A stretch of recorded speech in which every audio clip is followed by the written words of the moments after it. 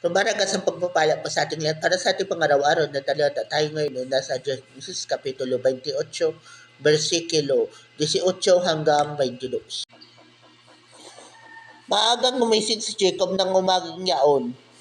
Kinuha niya ang inunang bato at itinayo bilang isang alaala.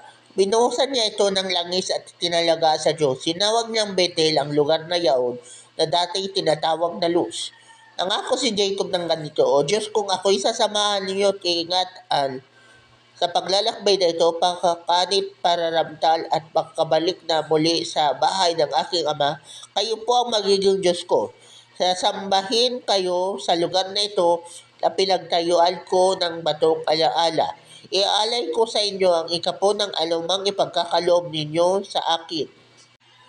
So dito po sa passage ito, mababasa natin na kinilala ni Jacob na ang pagiging Diyos ni Yahweh o ng Diyos ng kanyang ama at ng kanyang lolo Abraham.